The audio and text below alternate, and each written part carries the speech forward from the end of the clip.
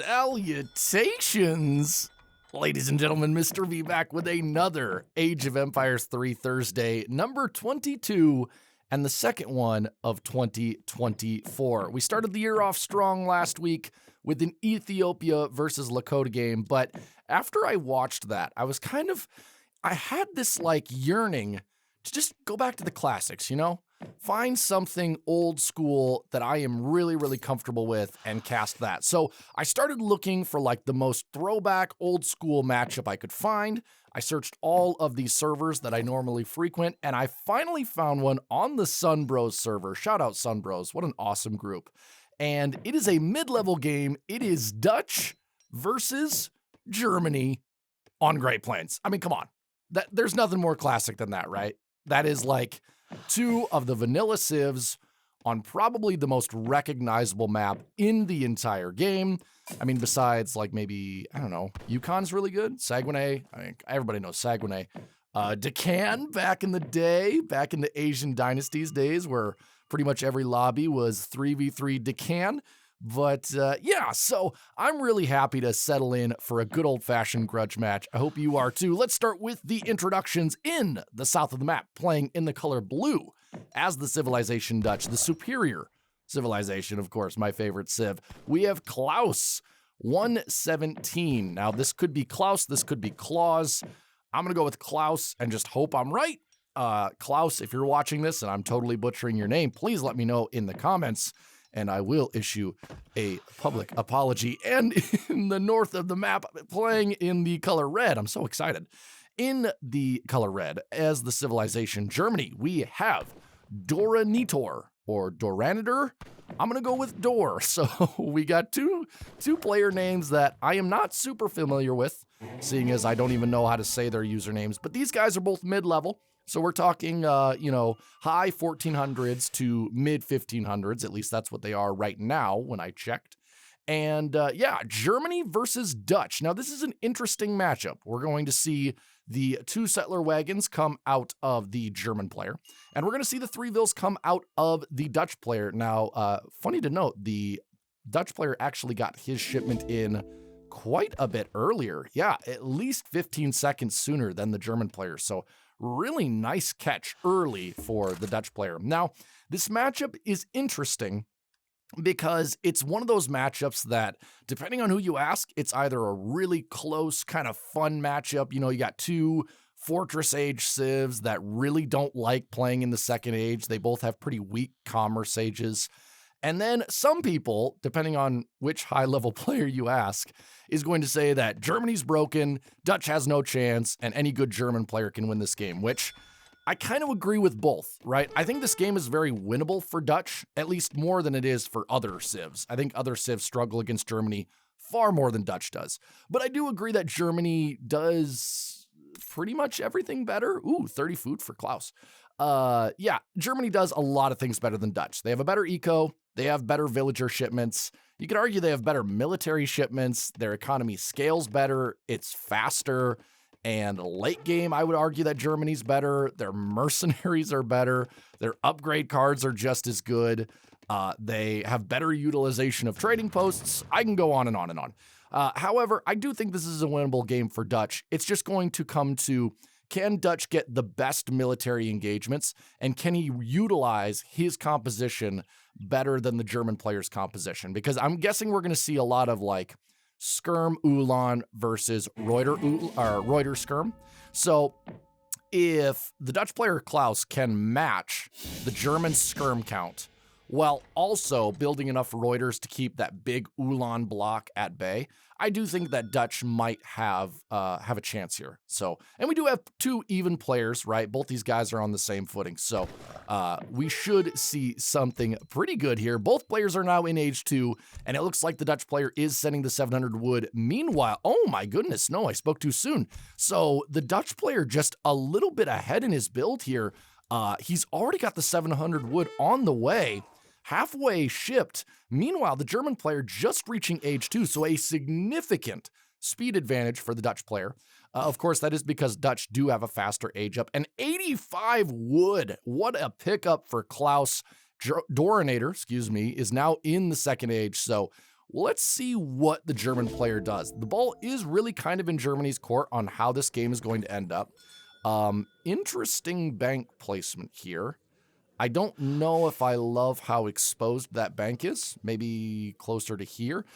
Maybe he's going to try to create like a large outer wall here, but this just seems too big. Too large, too girthy.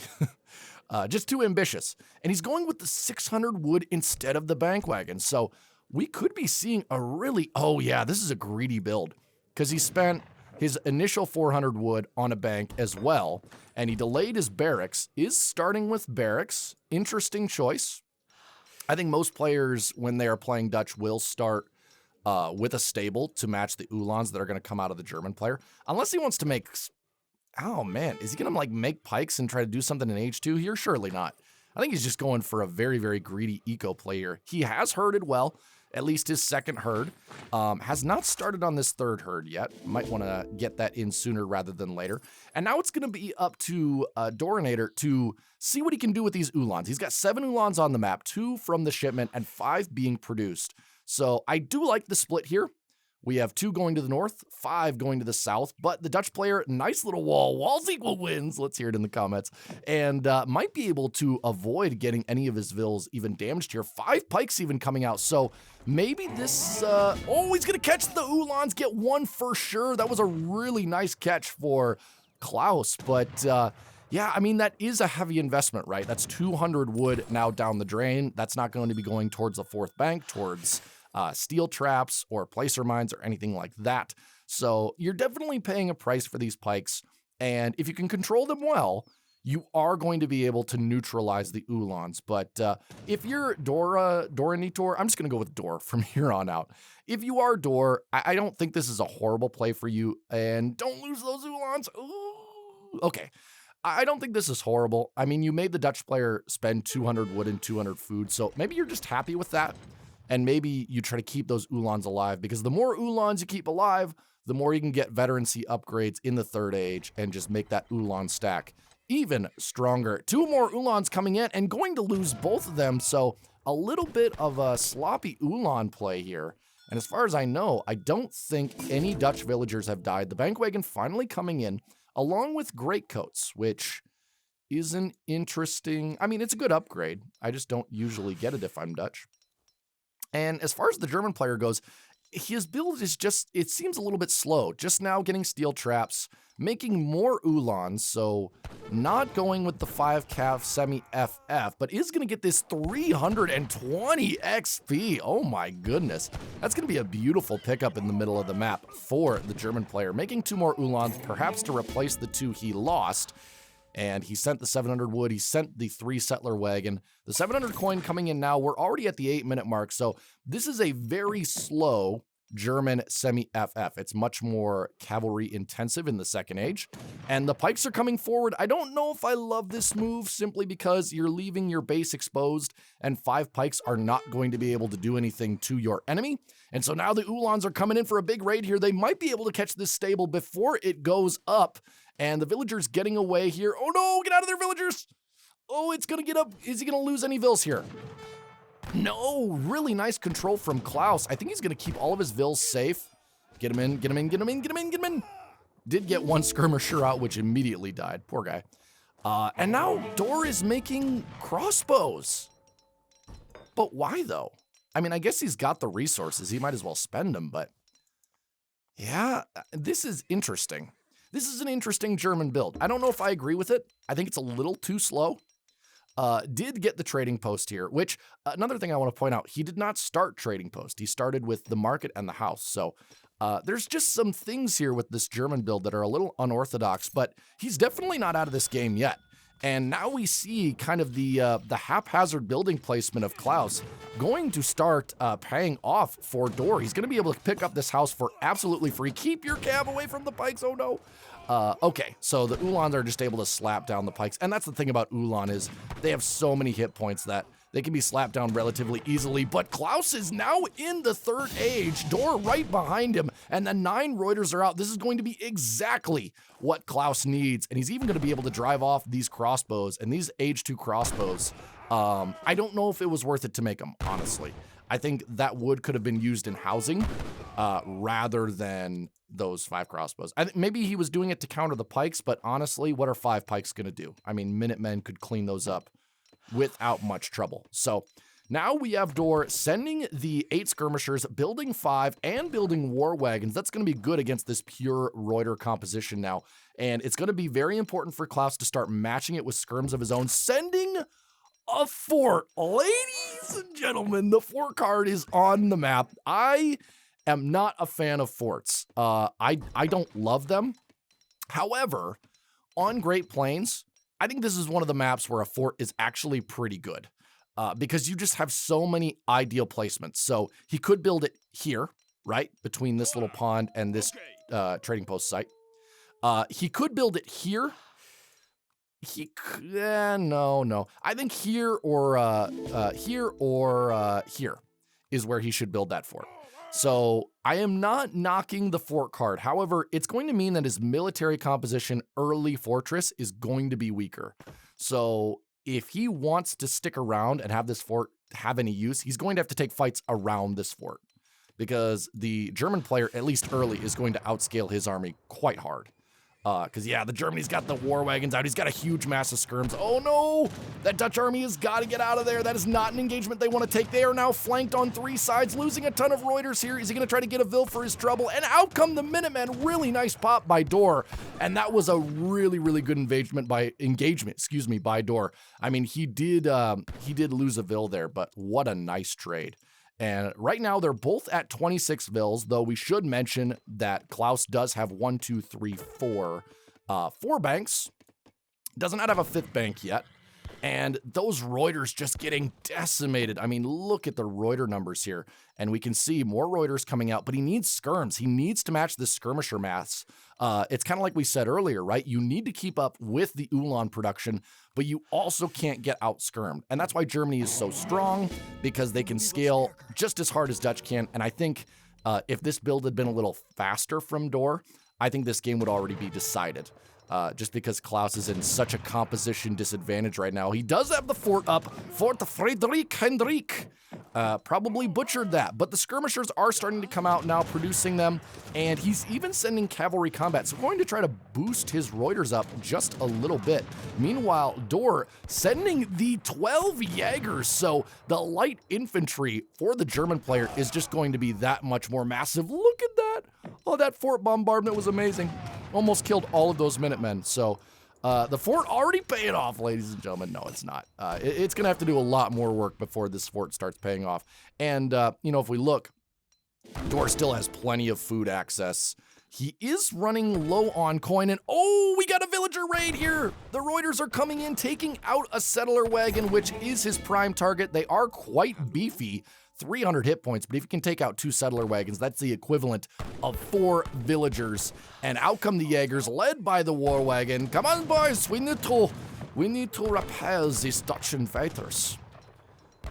I apologize for my horrible German accent, but this skirmisher mass from Dutch is actually pretty underwhelming compared to the composition of the German player. Though we do have to point out, Door is running low on coin. This northern coin mine is all he has left. And if Door can continue to, if Klaus can continue to harass that, we might actually start to see the economic favor turn towards the Dutch side. Simply because, I mean, with these mercenaries and with these coin-intensive units, he's eaten through so much of his coins. So, you know what? Maybe the map control will be the decider here, but the German army is still so strong. I wonder if the German army is being a little bit too passive here. You know, he's kind of chasing this massive Reuters around, which is what you need to do, but I would really love to see him actually go towards this base, because, I mean, you can avoid this fort, right? It's not hard to get around it, but out come 2 Falconets. Ladies and gentlemen, this might be the thing that turns the tide, and a nice little shot there on those Jaegers. They're going to damage them, but so many war wagons going to come in, and they're going to do some massive damage on those Falconets, and the Ulans from the back. 1 Falconet going down, and I think the other one is going to go down as well. The fort trying to put some damage down. Skirmisher's doing some damage as well, but these war wagons are taking so much damage that the skirms are able to just put in free DPS from the back. And so now things have kind of gone back to even. The map control is in Klaus's favor, but the military is in Dor's favor, right? And I don't know if I agree with Dor disengaging there. You know, I think if he's going to center the fight around that fort, he's playing into the Dutch player's hands, right? I think he needs to kind of loop around it and maybe try to get into the underbelly here for the Dutch and force him to come and defend his base. But now he's got 9 Ulans coming in. He's getting great coat. He's got more war wagons on the way. Meanwhile, the Dutch player did send 1,000 coin and more cannons coming out. So 3 Falcons coming out for the Dutch player. And oh my goodness. Oh, we must have had a big raid down here, folks. Because I just checked the villager count and Klaus is down to 20 vills. Oh my goodness, I can't believe we missed that. Okay, so a huge villager raid coming in from those Ulans. That must have been why they were late to the fight, but now the Reuters getting in a good position here, and this engagement could help kind of turn the tide, but now the Dutch player is down 33 vills to 20, so the Dutch player really gonna have to make something happen here, but again, his skirmisher mass is just too small. And plenty of Reuters, those Falconets are gonna do work, and let's see what the Dutch player does to try to counter here. Wow. Okay, so my guess is he raided, yeah, he must have raided this hunt down here because I can tell that there were definitely supposed to be more vills on it. That was a great catch by Dor. I'm so sorry that I missed that. Oh, well. Oh, well, you can't get them all, right? You can't capture them all. But now more skirms coming out for the Dutch player and more Ulans coming out for the German player. And I like this tactic from Klaus. He is ripping down this German housing very quickly. You know, it's kind of always a thought of whether you put your housing in front of your base or behind. I have started to become more a fan of putting it behind your base simply because then this doesn't happen, right? I think he's lost like maybe 4 or 5 houses here. Are those Halbs? Do we have Halbs on the map, ladies and gentlemen? Yes, we do. We have 6 Halbs on the map and we have 8 Ulans on the way. So Germany is kind of, is kind of nearing the end of its power creep here with the shipments, running low on military shipments. And with the 3 Falcons, they don't have a great answer right now. The Ulan numbers are low, possibly why the 8 Ulans are coming out, but down to 120 population, has 143 out. So is gonna have to get up at least 3 houses to even send any additional shipments, which is really, really great for the Dutch player. Although I don't think it's going to make up for that loss in villagers. But now we have a Halb raid, ladies and gentlemen. We lost the last villager raid, but we are not missing this one. And the villagers are going down in droves. I don't know if Dor even sees it. The Halbs, look at the envoys looking on. He's not stopping them. He's saying, go lads, slaughter them all. Avenge our villagers. Are they all going to die? I know there's fighting going on over here, but who cares? Check out this Halb raid. Oh my gosh, they're all gonna go down, aren't they? These halberdiers are gonna, nope, 3 are gonna try to get away. There's no way they escape. Wow. Okay, so there was a fight over here that we don't care about. It looks like Dutch definitely won it. And I think there's no way. Is the Dutch player starting to win this game? It's now 26 vills to 22. He's kind of evened out the villager difference. I can't believe that this game is now even due to a Halb raid. Ladies and gentlemen, classic Age of Empires 3 back. No America here, no Inca, no crazy industrial builds, just 2 vanilla civs on Great Plains in the 3rd Age doing wacky stuff. I love it. Now, there is a severe lack of anti-cav here. I don't think the Dutch player is going to transition into Hussars anytime soon. No, 3 more Falconets. Why do you need cavalry, right? Just more cannons. But in come the Ulans. The Reuters got to get back and save those Falconets, which they are going to do. And the Ulan numbers are now very, very drained. We have 82 out of 150 population. No more military shipments for the German player. He does have the Black Riders, but he doesn't have near enough coin to send those. And the Germany player is coin starved. He's got 1 mine here. This mine was eviscerated. His army is fleeing, and I think Klaus has won this. Yeah, he's up 5,000 score. There's no way he doesn't win this game. Unless these Ulans just kill all of his Vils while he's not looking, there's no way. And the brave Halberdiers finally going down. Charge of the Halberdiers. We should make that into a poem. Oh, man, the Ulan's coming in trying to get a couple of kills, and they did, holy crap! So there must have been another raid here because Klaus is back down to 19 villagers. How do I keep missing these raids? There's so much action going on. Look at this, ladies and gentlemen. We now have Ulans running all over the map. We have a skirmisher going into melee with a villager. We have 3 falconets being guarded by 5 skirms, but the Reuter's going to get there in time to ward them off. And I think now, I mean, the Dutch player just moves in on the German base, right?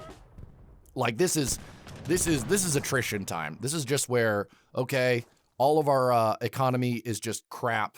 I have an army, you have an army. Let's see who lives till the end. And I think it's going to be the Dutch player. I don't know how Germany deals with 3 falconets. Falconets and Reuters, man. That is like the one way that Dutch can overcome Germany is if you can make it past that initial wave of German units and you can fall back on your banks while the German player is starved for coin, then you're at an advantage. Holy Reuter reinforcements. Okay. So we have a few Reuters. Oh, 40 Reuters. The fort is still up. Envoys are dying left and right. The Germany player is trying to regroup his army, but I mean, this army is so lackluster, right? It's some Jaegers and 5 Ulan and a couple of war wagons. He's got 180 coin, and oh my goodness, we have another raid here from 3 Reuters. It will take them approximately 29 minutes to kill all those Vils. And meanwhile, the Reuters getting in the Falconets, 2 of them going down to the Ulan pop. Really nice job by Dor. He's trying to stay in this game, and now that he's taken out the Falconets, he is going to drive these Reuters off. But now, I think it's because they've seen a better target. Oh, the villagers! The villagers, they were mass executed by their own commander. How sad. Look at that.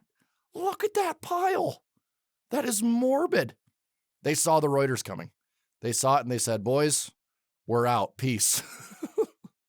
What a game. What a game. This is why I love vanilla civs, because just you never know what you're going to get, right? Everybody knows what units are going to come out, but there's still room for some unpredictability. Oh, fun game. Very well played by Klaus and Dor. Of course, mid-level game.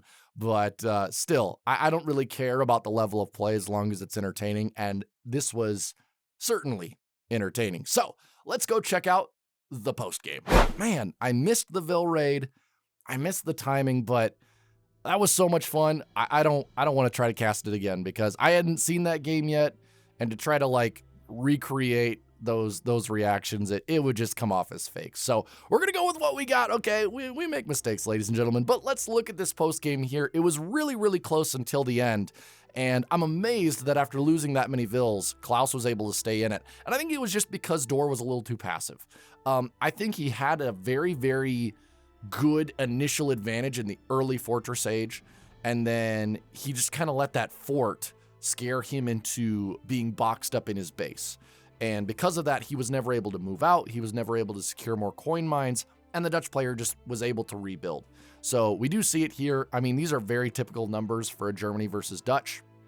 You usually see the German player get more food, and then, you know, of course, Dutch just wins in coin. But to get double the amount of coin, usually Dutch gets more coin than Germany, but that is a stark contrast. And I think this is when Dor just got starved out. And then I think for the last maybe 6-7 minutes, he was hardly pulling in any coin at all. You know, he was forced to send 1,000 coin and stuff like that. But when we look at the military, pretty even military. Of course, more Reuters coming out than Ulans. And wow, 100 Reuters. That's insane. Pretty equal kills. So yeah, I mean, I think this really just came down to the fact that Germany ran out of coin. And if you're playing as Dutch, that is your best hope in beating Germany, is you gotta get them to run out of coin. But oh, there's the villager graph. Okay, so now we can see in the post game what we didn't see in the actual game. So scaling well. Ooh, we had a quick raid here from the Dutch player. Okay, nice. And then the Dutch player went from 30 to 19. Holy crap. So it must have been that hunt that got raided in the south of his base, slowly built up, and then fell back down to 19 and ended a 21-minute game with 21 villagers. I'm tempted to say it was intentional. Meanwhile, the German economy, you know, it stagnated here a little bit when there was fighting in his base, went up, and then that huge halberd brought him from 37 down to 26. So he lost a third of his economy at that coin mine. Wow. And then we see the fights here. Pretty efficient fights for the Dutch player. I mean, you can see the German army just taking way more losses than the Dutch army. And I wonder if that was just due to some play with the Uhlans. Maybe the Uhlans just were a little bit reckless in some of those first fights. You know, we saw a lot of Uhlans go down to Reuter fire. And then, you know, this fight, pretty much both of them lost most of their armies. And then you see it, you know, the Dutch player who is producing coin this whole time, he rebuilds. The German player who has no coin, he does not. And that was game. So really, really fun. I am definitely going to get more replays from Sunbros because that was just such a cool game to watch. But shout out Sunbros. I just joined their server. They seem like a really, really awesome group of guys. Ladies and gentlemen, I hope you enjoyed this match, this classic vanilla grudge match. I will see you with another replay next Thursday. Until then, have a great day. Have a great life. See you later.